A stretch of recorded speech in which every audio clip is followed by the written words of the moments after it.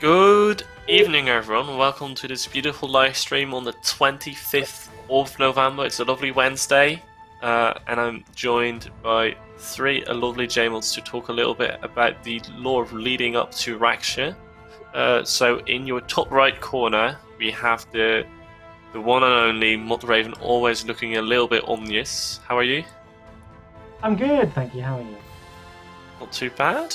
In our bottom left corner, we have Mott Rowley. How are you? Well, I'm very good too, thank you. How are you? It's good to hear. Yeah, it's always nice. And last but not least, with the out of the beards, the one with the smallest beard, we've got Mod Jack. How are you? I'm doing okay. I'm a lot less tired than I was yesterday, so that's good. Spent quite some time excited staring. Yes, yesterday's live stream, I was on the verge of unconsciousness by the time I actually got to 5 o'clock. So I should be a bit more alert today. That's good. That's good. We're going to need that. We're going to be talking a lot about Raksha's lore today, or more so the lore leading up to Raksha, I should say. That's kind of the plan. There will be lore spoilers because we're talking about lore. Kind of obvious, I hope. So if you don't like that, you probably want to turn the stream off. I think by now you will probably have your RuneScape as well. Currently we've got Prime Gaming going on, so make sure to claim those lovely goodies.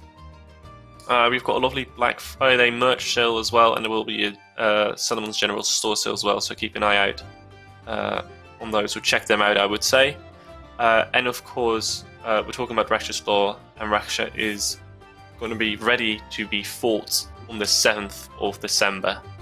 So get yourself ready and prepare for battle.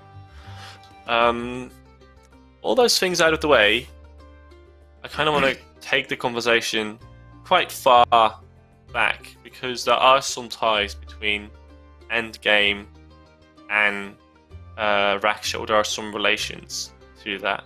Jack, would you be able to give a little bit of information about this? Yeah, Endgame was really the quest, like in the same way that the World Wakes kind of ended that storyline and started the next storyline. Endgame's very much ends the Sliske's game storyline and begins the next one.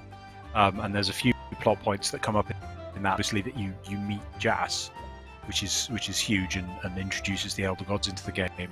And Raven, you were saying obviously the other major aspect of this is that the Stone of Jas gets destroyed in that quest. Yeah, it's kind of important for what happens. Yeah. Completely transforms who the Dragonkin are and leaves us in the situation of, well, Kerapak has successfully destroyed the Stone of Jas, freed his people from the curse. What's he going to do next? Mm-hmm. It brings both of those. Yeah. Sorry, go ahead. It brings the Dactyl more into play because, of course, previously all the Dragonkin were very kind of Necrocertes, and this allowed the Dactyl storyline to begin. Yeah, it puts the emphasis on the Dactyl. Mm-hmm. We get asked occasionally, are we interested in doing anything with the Necrocertes still? And I think the answer is yes. Mm-hmm. But Kerapak works for us as a character at the moment. Then those two plot points both get revisited in Desperate Times, and Desperate Times is the quest that sets up Anachronia. It's sort of the Anachronia pre-quest, but it's not. It's also advancing the storyline as a whole. It's not just a setup for Anachronia. And obviously, Kerapak. I mean, it sort of was, but yeah. Sorry, say again. It sort of was, but yeah, it's more as the well. pre-quest for Anachronia. Yeah. Oh yeah, but like we make quests which are sort of commissioned as like, if you think about the mini quests for God Wars Dungeon 2, they were purely there to introduce the God Wars Dungeon 2 bosses, whereas Desperate Times kind of advances the storyline and sets up Anachronia. It was actually thinking about the. Sorry, go ahead. I'd say it's a slight change to how we've done storytelling previously, because previously, back in the God Wars thing, like everything would be very bespoke. You don't need to tell a story for that update. Whereas what we've done now is we've tried to weave that wider, deeper, longer narrative. So we've tied more things into an ongoing story. Mm-hmm. And those, so Desperate Times takes those plot points and moves on with them with the storyline, introduces Anachronia or sets up Anachronia, I guess, because you see at the end Kerapak fly off to this island. And but so do we want to go into full detail on the plot of Desperate Times? Do we want to spoil it to that extent? Yeah. We can do now, I think. I think it's safe. We can do. I had a quick question regarding Egwene. So, just as for an FYI, go ahead. the community, I'm probably out of the 4 we've got here today. I'm probably the least Lori, and by quite a margin as well. So, excuse me, so I'm going to ask. Nah, I reckon you know more as than well. I do. Yeah, absolutely. So, is there a relation? Like, is the destruction of the Son of Jess like an important part to set up Raksha as well? I mean, yeah, it all ties everything together. You need, I mean, obviously, Raksha existed before the Son of Jazz, if you know the timeline of things, but it's the destruction of the Son of Jazz allows the whole Raksha thing to actually make sense in the story going forward, in what we're doing now, because it allowed Kerapak to, well, function basically, which allowed him to make Anachronia happen as opposed to it being Fossil Island, where Raksha would not be where he is now, or quite as he is now. It's an interesting thought. If Kerapak hadn't done all of this, where would Raksha be now? I mean, it probably wouldn't be a boss that you'd be fighting. You might be archaeology that you're digging up instead.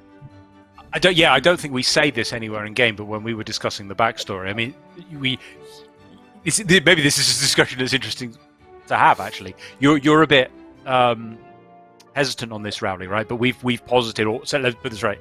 Reldo has posited a figure that his estimation is that Orthen was destroyed 60,000 years ago. You've said, I think you're a bit hesitant to actually pin a figure on that, so it is very much Reldo's estimation. We were talking about it, and I think that Kerapak doesn't necessarily know. Kerapak's probably the only person who could work that out, and he may not have sat down and done the necessary maths to work out exactly how long it's been. Reldo has posited that it's been 60,000 years based on his estimations. I think he said he based it on dragonkin astronomy or something, and trying to work out like how long, therefore, it must have been. But let's use that as a ballpark, but not strictly, definitely accurate figure. Then yes, it's been 60,000 years since whatever would happen to Raksha happened, and we were theorizing that in the modern period, therefore he'd be long gone. I mean, as a number, it's nice because it's kind of got some parallel to the 60 million years that we used to peg the Jurassic era. Like there was already the Jurassic Park tagline. Oh yeah, that's true. Yeah, 60 million years in the making, something like that. Nice. So just a rounding error. Okay. We don't know that, but I think you wouldn't go to the old school version of Fossil Island and expect to find Raksha there. This is going to be an interesting story now. Hang on, I'm just gonna. I heard a child outside, and I'm slightly concerned. I'm going to use this to also. I think they're not. Well, I think they haven't escaped. There's a parent there looking up. That's good. I mean, this was in the pre-show, which we didn't broadcast, but we had one of Lovely's Muljack's children introduce us to a lovely stuffed animal as well. So I think she took it with her. It's been a blast so far. Or was it Gucky, guinea pig, Gucky Love, I think. Gucky the guinea pig, Gucky Love, yeah. We were remarking about how you sewed the smile on so it was happy. Yeah, my wife, yeah. You know that default animal mouth that has a kind of triangle that goes like 3 pointed that you use for just animal mouths, right? And she interpreted that as a sad face. She thought it looked sad. So my wife sewed it to make it look happy, and now she's really happy with the happy face. I can see this turning into like a quest or a plot point. I can imagine that working, like writing into lore, like a puppeteer, just making someone happy. We kind of have that already. That was the thing that Sliske did. He would do stage shows, and he would put masks on people and force them to dance and act, even against their will, and even if they died in the process. That was one of the original designs for Kindred Spirit. Originally, there had been a whole plan to play out plays, but because we were trying to do a whole kind of dark comedy, and it didn't resonate well with people, so we completely changed the idea. Also, I think again, Osborne didn't particularly like me torturing people. That's always the feedback you get on your pitches, right? This has too much torture in it. Please lower the amount of torture in this quest. We're not allowed to torture or kill kids. Yep. There's definitely someone looking after the children. That's good. Clipped out of context, that doesn't make you look too good. But let's be honest, no one is surprised. That is feedback I occasionally get. No, I don't think so. All right, I'm gonna try and bring it back a little bit on track. What were we actually talking about? Yeah, I don't know. We were talking about Desperate Times. We got to Desperate Times. Endgame, I think. We're already there. So- I had one more question written down about Yeah, Endgame. go ahead. Yeah, go ahead. Which is like, so you've got this Elder God life cycle thing in our game as well. Mm-hmm. We don't know that much about it. Can we talk a little bit more about that, or can we explain a little bit about it? So the overall thing I think that we're confident that we know is the Elder Gods are born into generations, and each generation remakes the universe. That's called the Great Revision when they do that, and that is assumed to be by Karapak, who witnessed the last one, apocalyptically destructive. You know, everyone's going to die, and so his overriding priority is to make sure that doesn't happen again by any means. That's sort of his driving motivation. But the exact mechanics of how that works, how long does it take, who exactly does it, when do they do it, isn't something that's been revealed in game yet. We do have a concrete system for how that works, but we're going to have to reveal that through game content over the next however many updates it is. But yeah, we've talked a lot, I think, before in live streams about the overall abstract mechanics of it, but I don't think we've ever said exactly how it works and exactly how the process works. I mean, that keeps us on our toes and on the edge of our seats. I'm sure we'll see it in game at some point. Continue. Sorry, where you left it, I would say then. There's a lot of people asking about the crashes in the chat. Is it worth giving them a quick statement about where we're at with that? I mean, kind of at the last bit where we were or yesterday evening, is that we are currently hard at work at making sure that we can get it into game. It's not an easy fix, sadly. The crashes are still happening. We know that as well. It should have been less frequent for some users. And I think I just dropped. Hold on. No, you're still here. Am I? I think I'm back again. I am back again. How convenient talking about crashing and then just dropping your internet. I'm pulling a JD here. So we are currently working on a fix on them. And initially in the news post, I said we were tracking towards Friday. It's now looking more likely to be Thursday, so tomorrow. I did update that on the Reddit thread as well, but it's probably the best place to keep looking for a fix or for updates. So that's kind of everything regarding crashes. We know it really sucks. It's really annoying, and I'm sorry for that. And we're trying our hardest to work on it. We've got a team working constantly on it, getting everything through with priorities and such. I don't think I'm being unfair to say that any of us four probably can't contribute very much to fixing this problem and would probably do more harm than good. So we're probably better off here on the live stream than trying to fix the issues. I was going to say, because they're asking more specific questions in chat and we don't have those specific answers. We are not the people that people are on it. You know, we're not the techie people, really. We're not the techie people, but the techie people are on it. They're going as fast as they humanly can, and they're hoping to get it to you as quickly as they can. And that's all we can really say on it, because that's all we really know. If there are lore questions, also definitely put them in chat. We're reading that. We'll pick them up from that as well. But that's kind of everything regarding crashes. It's not a very satisfying answer, I'm afraid. But that's kind of where we are at the moment. I'm going to take it from there again. Someone's unhappy about my... What's wrong with my shelves? Apparently your books lying down triggers them. That's... So what you need to do is take those books and then switch some of them around. Let me see if I can demonstrate. There are actually different directions. There are three layers of books, and the front one is actually lying on its side, but the back two are actually lined up. Those are all game books back there. So take.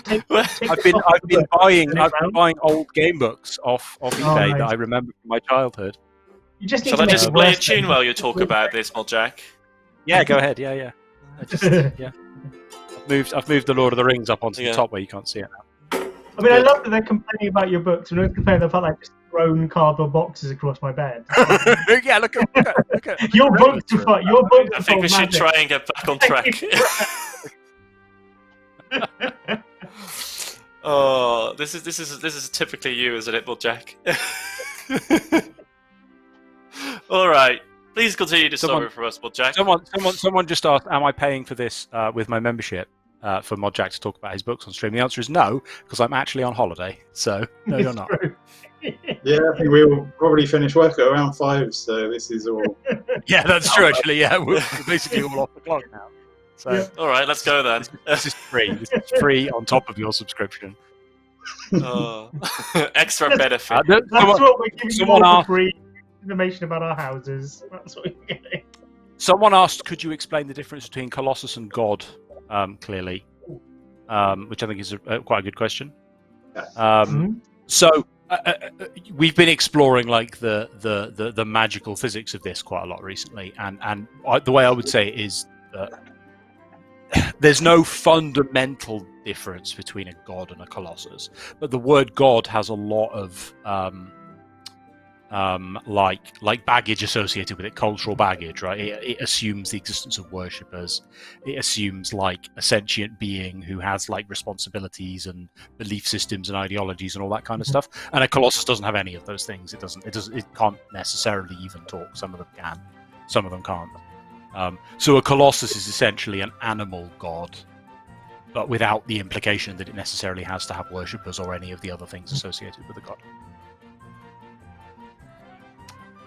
Where were we? I've completely lost track of where we are. I'll ignore the calls for more times, talking about messages. Yes, desperate times. Yes.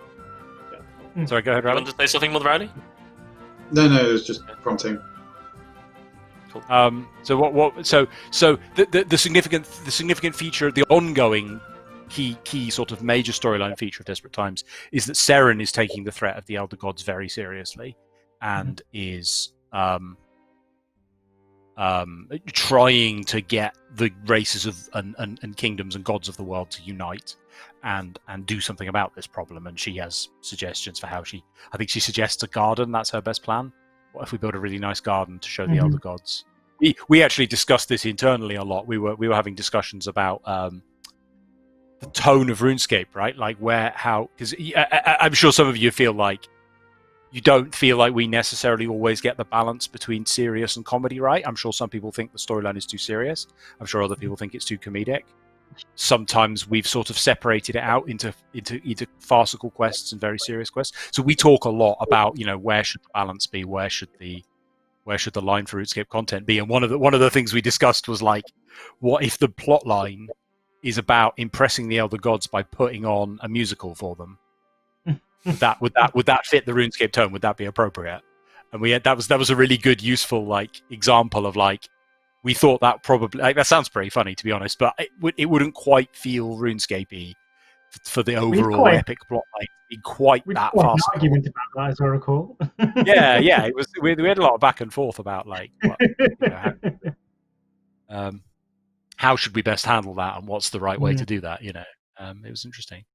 But yeah, but then you ended up putting, I think you put the garden in almost as reference to that. Yeah. That when you wrote that, it was almost a reference to that discussion of like Seren's proposal is one that would take, if we were to follow through on it seriously, would take the game in a direction we don't feel quite suits what we're going for. Yeah. And then it's kind of a tangent. Yeah. Sorry, go ahead. It's one of those things. It sounds good on paper, but it's not going to be realistically particularly terribly fun for the players to engage with. Like, oh, isn't it pretty? Like, we'll make a neat, pretty landscape piece, but that's about it. It's hard to build content out of some concepts like that, right? Yeah. Yeah. And then this is technically a tangent, but it's interesting actually, because it is relevant to Desperate Times, that our resolution to that was to have the storyline be quite serious, that the threat is serious, the resolution is serious, but then we would bring in characters like Thok and Kairos who play off each other, and are essentially comedic, even if they have a functional storyline, to add that layer of humor, like almost comedic observation from bystanders, rather than having the core of the story be silly. Anyway, so Seren's got together all the people in the council at Berthorpe, and she wants to do something about the Elder Gods, and Karapak comes in and says, "No, I've got a much better plan. Let's kill them. I've got a plan for a weapon Let's kill the Elder Gods. I know what I'm talking about. I'm a Dragonkin. I know how the gods, so you go off and help him, and end up giving him control of the needle. And it ultimately turns out, I'm not sure how fast we want to skip through this, probably reasonably fast so we can chat about it as well. So he uses the needle, which is a time-powered artifact, an elder artifact that gives him some control over time, to bring the island of Anachronia forward in time. There's loads of different analogies you can use for that, and I suspect the core time travel physics of it aren't worth delving into too much. He brings the island of Anachronia forward in time, and that part of why we were interested in doing that is that means that Anachronia replaces Fossil Island. And that means we can go. We really wanted to do Fossil Island in RS3, but we didn't just want to do the same content as Old School. Like, it was obviously a really big piece of content that we wanted to deliver on. And so by having Anachronia replace Fossil Island, it means we can go and visit Fossil Island. We can go to that place. But it's a different island with different content. So, you know, in a sense, it sort of doubles up the amount of content that exists rather than just copying it. So it worked out. Do we already know? Do we know who made the needle as an Elder artifact? Which Elder God? Yeah, do we know that? It seems very jazz themed. Yeah, it seems like a jazz one. I've noticed. I was reading the Lore Discord yesterday, and there was a really vicious argument about who made the monolith, and I don't understand why that's such an important question as to justify such a level of argument. It confuses me a little bit. I'm not quite sure. I'd even go so far as to say, like, it's not really important. I wouldn't even say that each artifact was made by a single Elder God, right? Yeah. They could all have collaborated, and maybe one of them constructed it or the core components of it, but it's not really an essential piece of knowledge to have, I don't think. There's some of specific interest in certain ones, like we know Full likes the Kiln the best, but that doesn't necessarily mean anything. It's just her favourite toy. That's a better way of putting it.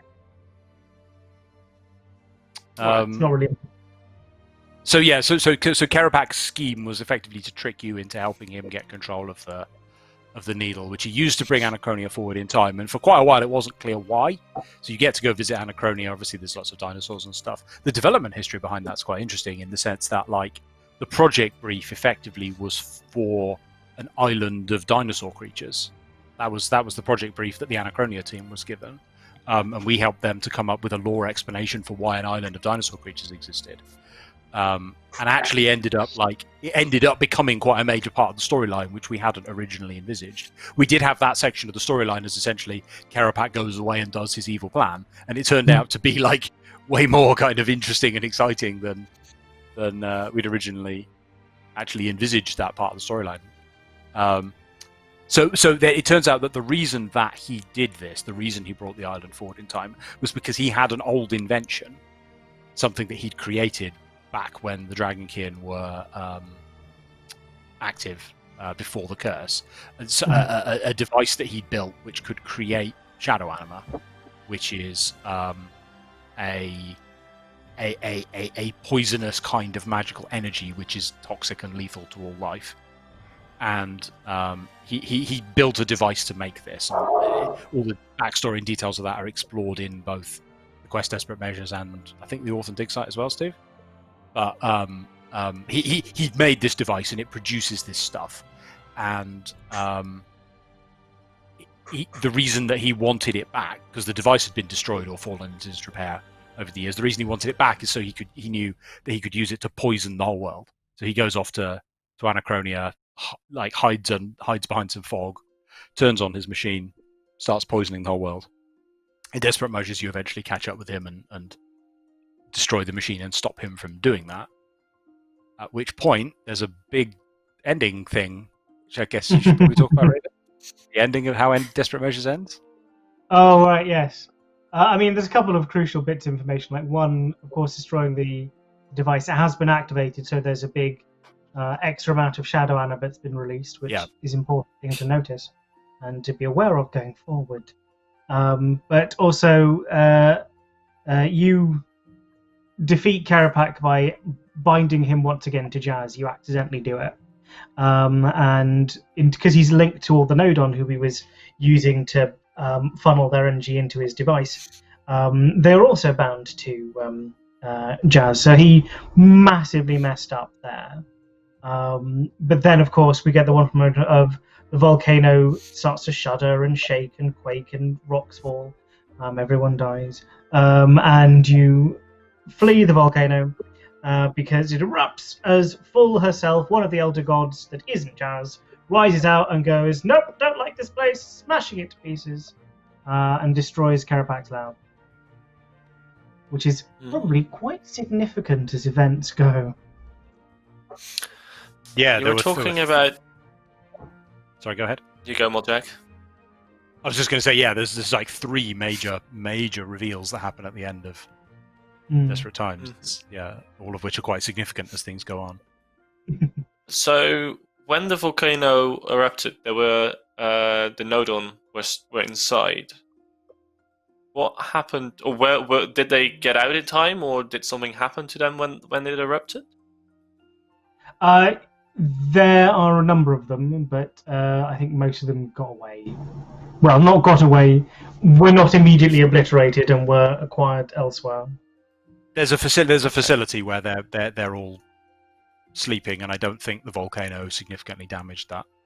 Yeah, it's probably safe to say. Some of them got splattered, but not all of them. Someone asked an interesting question in the chat, which was, sorry, I've paraphrased it when I wrote down the note, which is essentially, do we feel a pressure to make lore more dramatic? Do we have to keep raising the stakes? Which is a really good question, something that we talk about a lot, about whether we should and whether we can.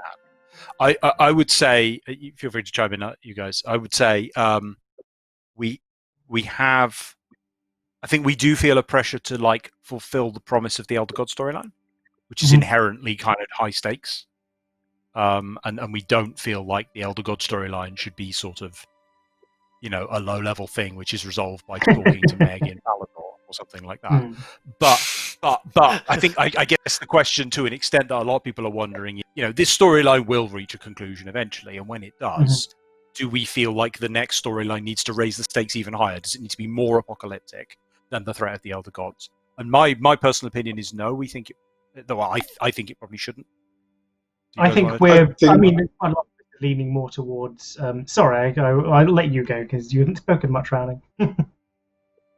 It's probably a good thing. Well, thank you. I think if anything, the pressure is the other way. Like escalation in threat, it just becomes ridiculous. I mean, when you've got a finite story to tell, it's fine. But knowing that this RuneScape narrative is continuing on, it's kind of it's put pressure on us to do the opposite, to try to resolve these larger than life threats and bring things to a more grounded level.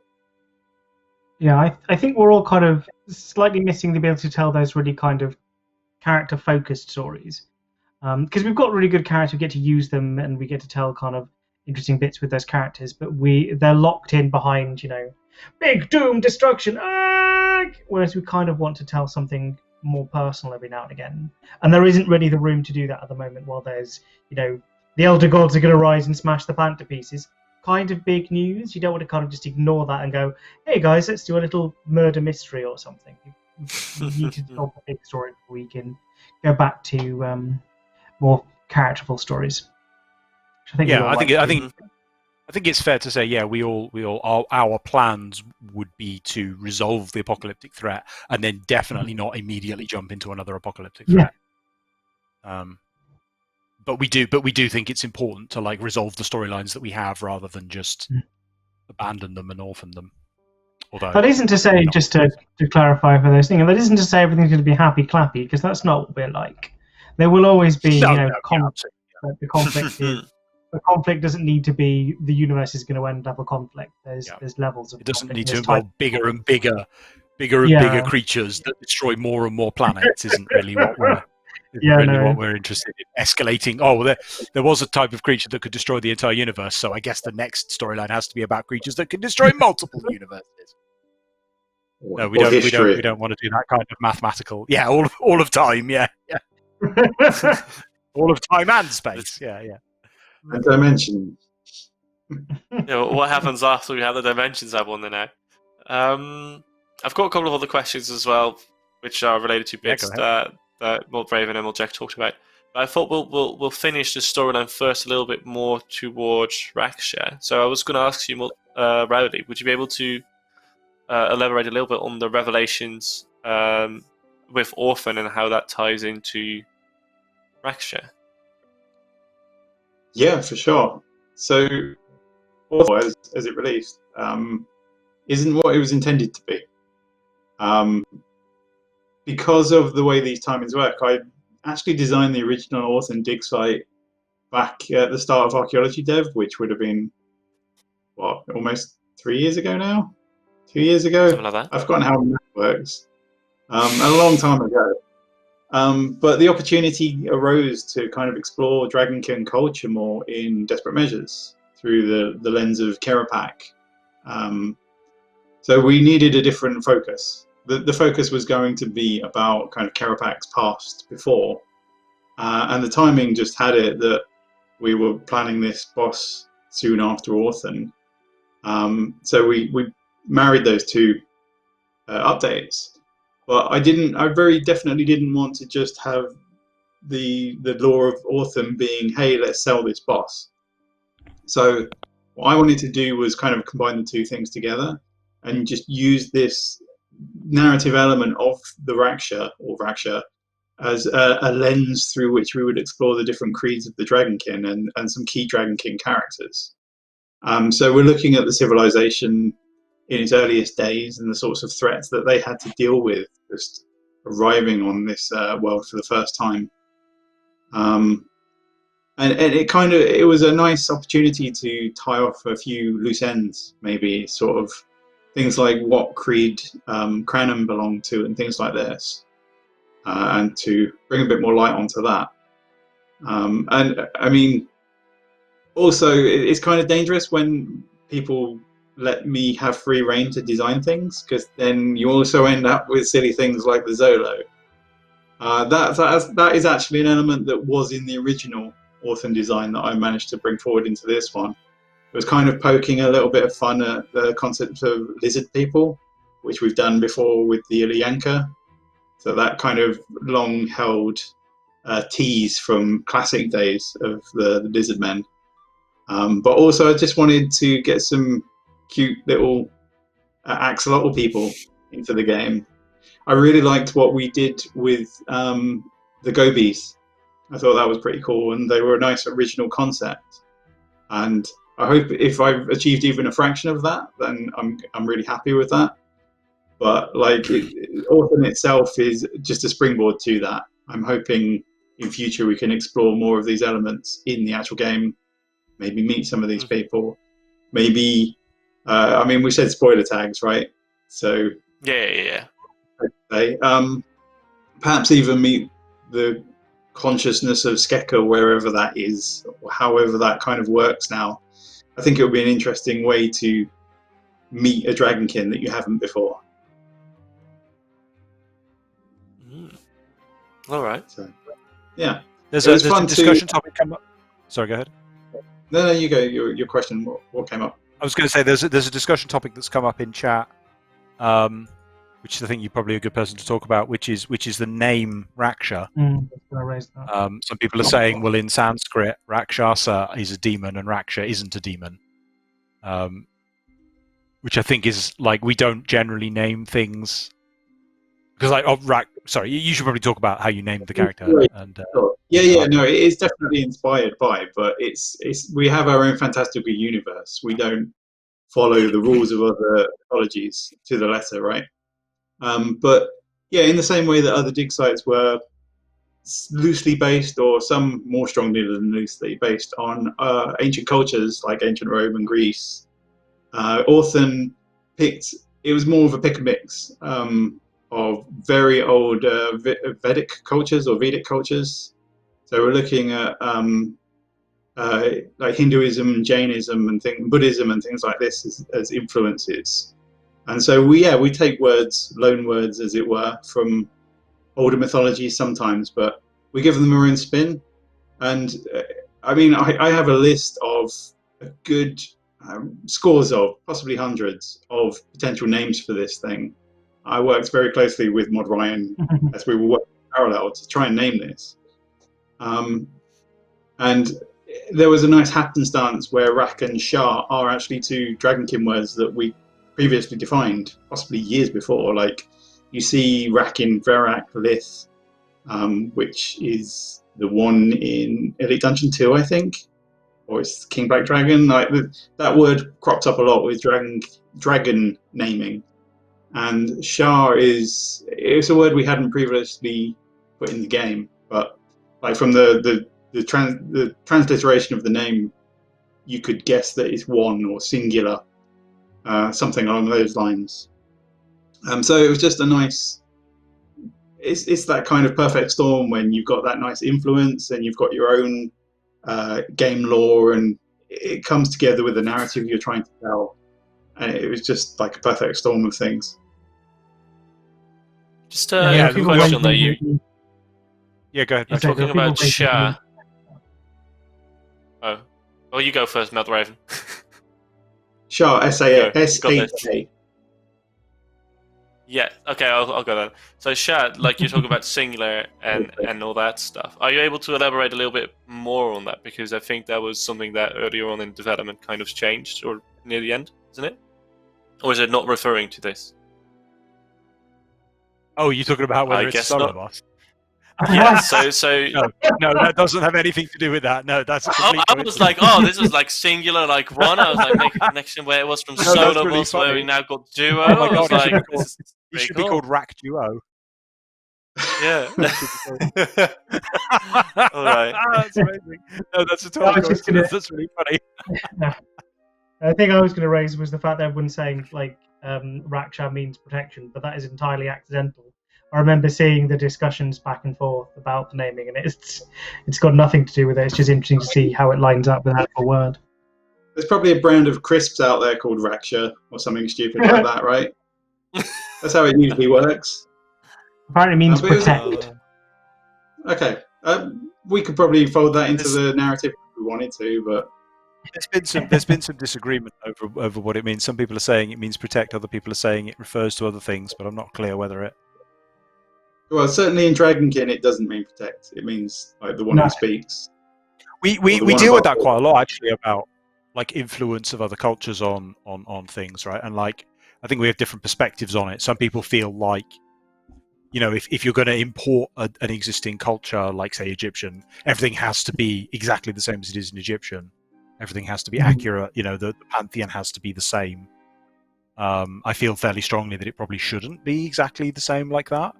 But at the same time, if it's kind of only a nod, yeah, there are little, you know, you can have little bonuses and little like,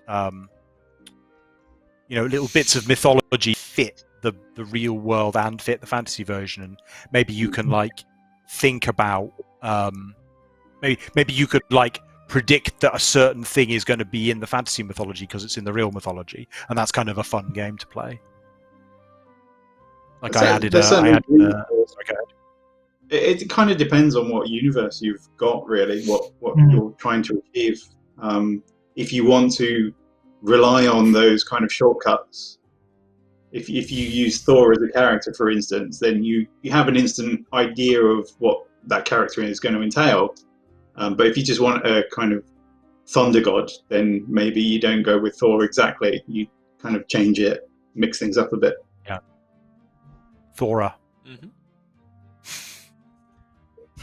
All right. I mean, I find this a very interesting conversation so far. It's an interesting discussion to have these things, though, because you've got to be kind of careful as well when you do use real-world influences. Because you've got to be... Because you can take them as an influence and you can use them as a reference, but you've got to be respectful. Because it's really easy, and I know we've not been great at it in the past, to fall on tropes or stereotypes that are not flattering or are not, you know, kind. Then it falls into a kind of weird danger zone, which is not what we're doing at the moment with the more recent stuff. We're taking those inspirations, but we're not copying it verbatim, which is why the fact that Raksha means protection doesn't matter, because it is not that word. It is not intended to be that word. It is a Dragonkin word made of two Dragonkin words melded together. I think an interesting aspect of it in terms of like historical accuracy is like we have this is going to sound weird, we have a responsibility to kind of have things sound cool in a way that real life doesn't. So like we draw inspiration from real life, but we tweak it. So I did a whole bunch of this a while ago. I did some like unit names for like third age military units, and you incorporate a lot of those, Rowley, into archaeology. I think that there's a bunch of that in there. But I wasn't just copying in the historical accurate version. I was like, well, that word sounds good, so I'll use that one. That word sounds bad, so I won't use that one. Like certain unit types exist, particularly Greek. Like ancient Greek has some really cool sounding words.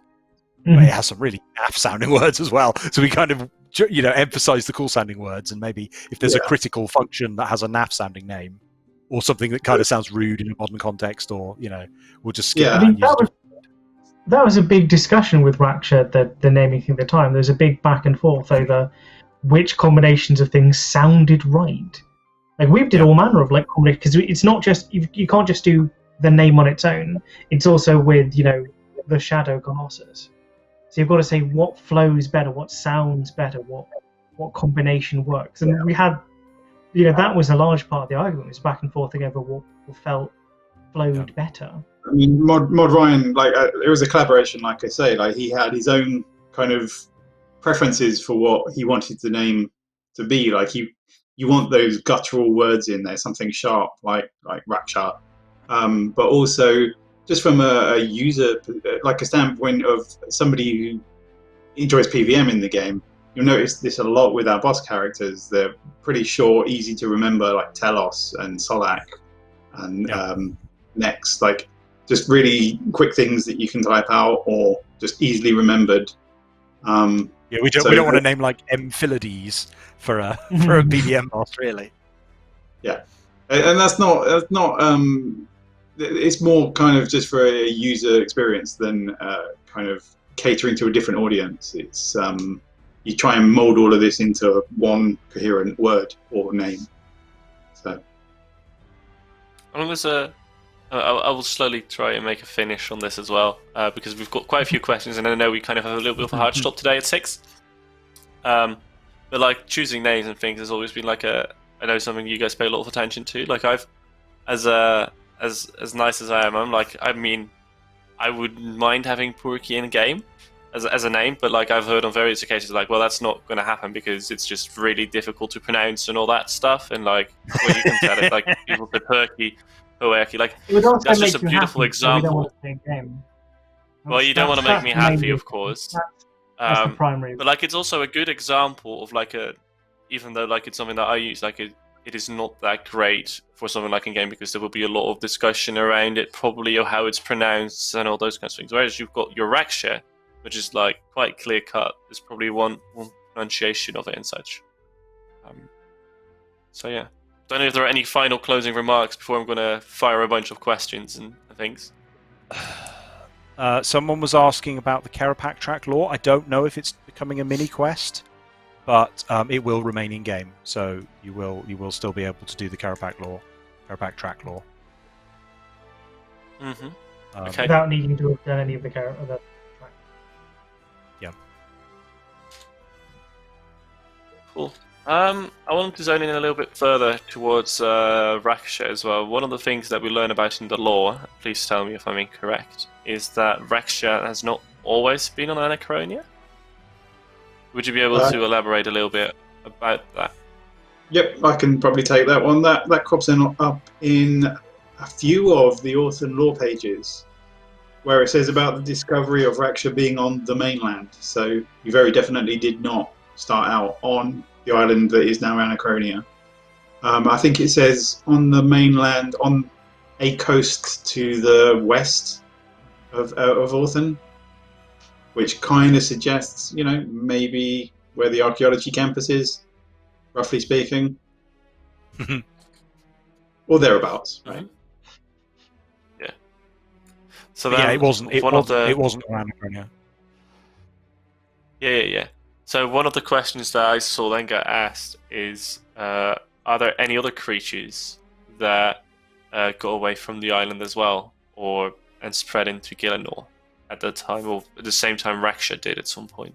It's slightly wrong to think of it as the other species spread from the island, so much as the island is a memory of that time.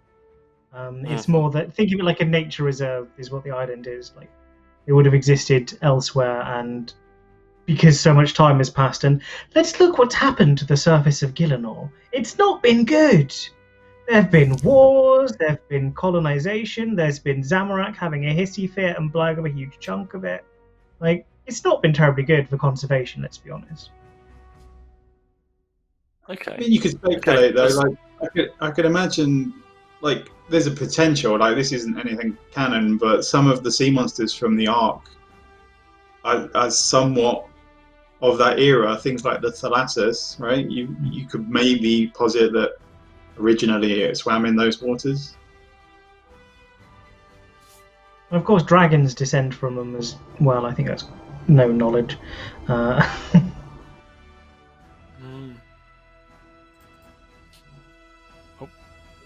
chat having a discussion about how to pronounce Ardoin. Let's not even get into it. I mean, so that's how you pronounce it right there. I've not even got a bother with it. So we already talked about that Anachronia is is the fossil island from this long ago because of this invention. Is there a more specific one that he took that one, or did it only briefly exist, his invention? Or did it also exist like 1,000 years later? And is there a reason he picked that specific time frame? Well, it's to say, we've tried to be slightly vague about the fossil island lore, right? But the general idea is that everything on the island just gradually decayed. You know, I mean, 60,000 years is 60,000 years is a long time, and you know that's enough time for a lot of stuff to wear away, get destroyed, fall into volcanoes, stop working, break, sink into the sea. You know, so it's unlikely that there would be very much left of whatever was there. Which is why there's no trace of this stuff on Fossil Island in OS. Okay. So, like in a sense, the exact details of that don't need to be worked out, except to say, you know, it's all gone. So yes, the device gradually was destroyed, fell into disrepair, fell in the volcano, whatever it is that happened to it. It ultimately wasn't there anymore, which is why he had to go back and concoct this elaborate time plan in order to get it back again. All right. Which then makes me want to follow up on that. Is there a specific reason why Karapak has such a hate for the Elder Gods in particular? I mean, yes. Like, they enslaved his people for a really long time. Like, you know, millennia. 60,000 years. Longer. Well, not longer. It would have been 60,000 years. But, it's about the same, yeah. Like his people, because it's not just enslavement as well. Like enslavement, obviously bad, but it's enslavement where they went, I need them to look after this stone. How will I motivate them? I know, agony. So you know, it's millennia of torture and enslavement by these beings that don't really think of you as, you know, a person. I think they think of you as another a tool that they just need to keep hitting to make it work. It's really rather unpleasant and deserving of hate, I think, from Karapak. Well, they weren't keen on them even before that, because the Dragonkin fled the previous universe when the Elder Gods destroyed it. So, yes, exactly. So they had to hide and, you know, evade the destruction of the previous universe, where presumably, I mean, we don't know anything about that universe, but presumably everything they knew was wiped out, and they had to hide like refugees and then find their way into a new universe. And so they already were well aware that the Elder Gods were dangerous, like extraordinarily dangerous, you know. And then a bit of thousands of years of torture on top of that.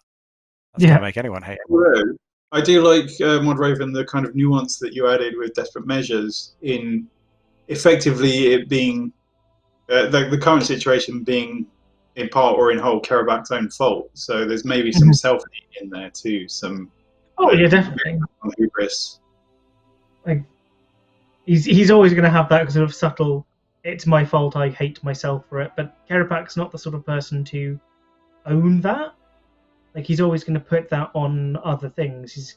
He's driven by I am this genius. I'm gonna save my people. It's my fault, but I'm not going to admit that.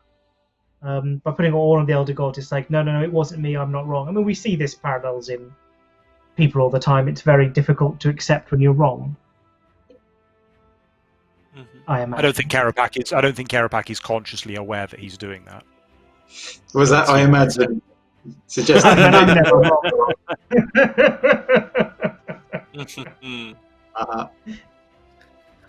Nice one. There's a lot of questions about the drops and things like that, but we can't. There's nothing we can talk about there about. That's not the story. That's not law. Yep. No. Do you know the requirements that you will need for the boss, Jack? You don't need anything, as far as I know, but there is a short mini quest. I don't want to sell it as like a quest. It's not a major quest. There's a very short mini quest right before that you have to do to get in the door, and then having done that, cool. you then have access to the boss. Ryan described the difficulty as between Araxor and Telos, I think. Telos, yes, that is correct. So that's pretty decent. But I don't believe there's any sort of formal requirement to get in. But if you can't beat Araxor, or can't at least try, I would suggest that lore players probably do the mini quest, go in, start the fight, even if they don't think they're going to do it. I think you'll get something out of it if you do that. There is some lore there. Most of the lore is before the fight. There's no lore book or anything drop, is there? There's no lore drop. There are some NPCs you can talk to. And get a little bit of lore backstory out of those NPCs. So it's worth going into the room and just getting the chat. Also, I mean, it's really cool. Like, you should just go in and see it, even if you can't kill the boss. You should go in and see it. It awesome. Looks sick. It looks really good. So, like, even if you're like, well, this isn't really content for me. I can't do this because Araxor is too hard for you. Still go in and have a look. It's really cool. You'll die. I did. It's definitely. I put a secret lore tease, just a tease, late in the fight, which you won't get to see if you can't make good progress on the fight, right? Mm-hmm. For those that only, I think a relatively small number of players will really comprehend that it's a tease, and it doesn't mean what you think it means. You're just seeding confusion at the moment, Jack. There is a tiny lore tease that happens during the fight.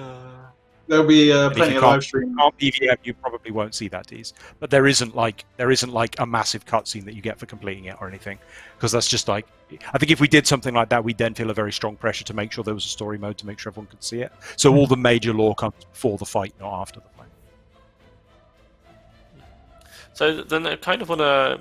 I mean, we're kind of at the present where we're about to see Raksha released on the 7th of December. What do we already know about Raksha to how he turned out to be Raksha and like kind of being enchained in his boss? What do we already know about that? So it was a creature that the Dragonkin discovered. We were going to play. I mean, the cutscene that we showed yesterday, and I think we're going to probably close with again today, kind of explains the story from Zaros' perspective. But it was a creature that the Dragonkin discovered and took to their city rather than like one of Karapak's creations or something like that. Do we want to go into any more detail? Oh, there was one particular question about that. So Zaros describes it as a Shadow Colossus. And he describes it as being something that no one's ever seen before or since. And a Shadow Colossus is, we talked earlier about a Colossus being like a kind of animal god or animal demigod.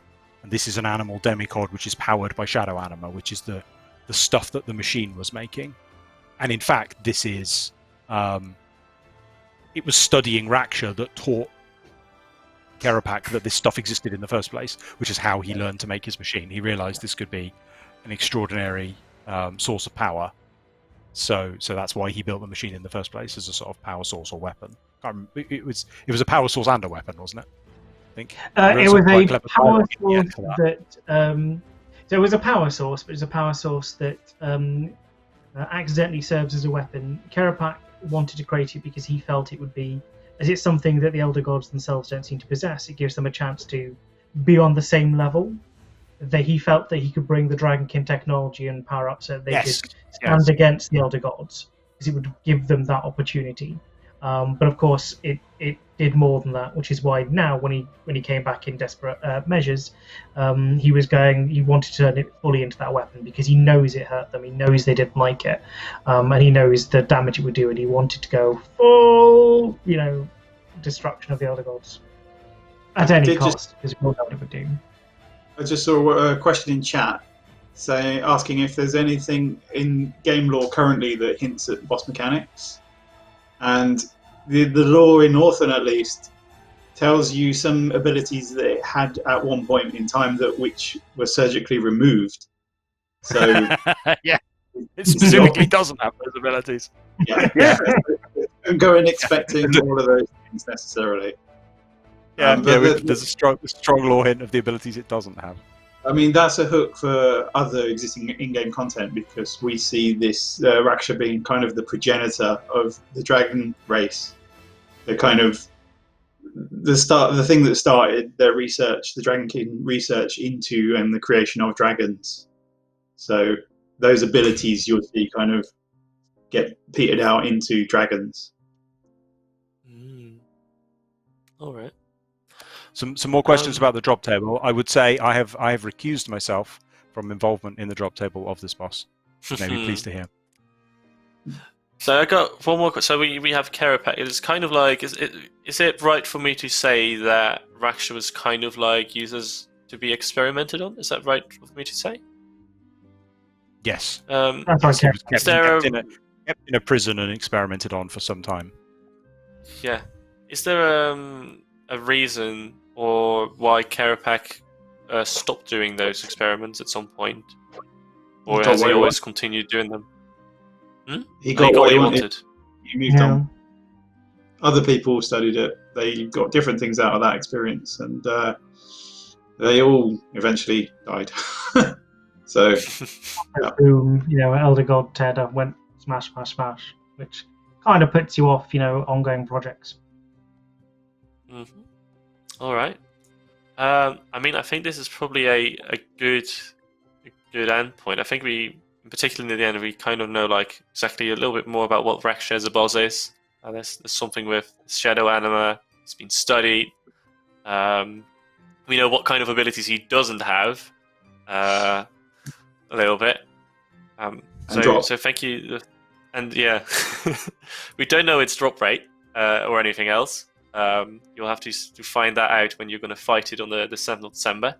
And we're going to thank the three of you for today for appearing, talking a little bit about Raksha and the lore leading up to Raksha as well. Although some of it absolutely goes above my head, I always enjoy listening to the three of you or to other lore council members talking passionately about the game's lore, and I always find it very interesting. So thank you very much, the three of you, for that. Let me check if there is anything I should say. I don't think there is. I know that currently we've got Premier Club offer live, which is pretty good. Get you some nice little bonuses as well, so they can keep an eye out for that. And if there are no closing remarks from you guys, some people are asking your closing remark, Jack. The general questions about the boss mechanics, everything that we could say, Ryan went through yesterday, I think. So it's worth watching yesterday's stream or looking up the TLDW of it just to find out. Some stuff was talked about, like how Duo works and everything we were able to say about drops. So whatever information we've had available was in yesterday's stream. Just checking with our producer whether he has the VT ready to play in comparison to last year, to yesterday, where we waited a little bit longer for someone to finish a big Game Hunter instance. I'm not hearing anything, so I guess it's going to be all right then. Thank you. Shade there. He might just be doing Big Game Hunter again. Who knows? Thank you once more for being on the live stream. Stay tuned for Raksha. He's going to be a boss somewhere between Talos and Araxi, or Araxi and Talos. Probably makes more sense to say it. It's going to be a good one. It's going to be out on the 7th of December, so stay tuned for that. and look after yourselves and tot ziens. Millennia ago, Gillenor was an untouched, unspoiled wilderness. Only plants and animals lived there, untroubled by language or industry. A handful of elder artifacts had been discarded by the elder gods. One of these was the Codex, a repository of both knowledge and power. When a great beast came across the strange monolith, it couldn't know what awaited. It emerged from the Codex fundamentally changed. It was a colossus, an animal demigod, the ultimate apex predator, unchallenged. When the Dragon King arrived, they were fascinated by the creature. They found it, captured it, and imprisoned it in their city. They called it Raksha. Nothing quite like it has been seen before or since. It was not just a colossus, but a Shadow Colossus. Its power came not from the elder gods, but from somewhere else. To the priest Kranon, it was a religious inspiration, the source of his heresy. The scientist, Kerapak, took a very different line of inquiry. He experimented until the beast was of no more use to him. I recommend that you do not allow it to leave the complex. The damage it could inflict is considerable.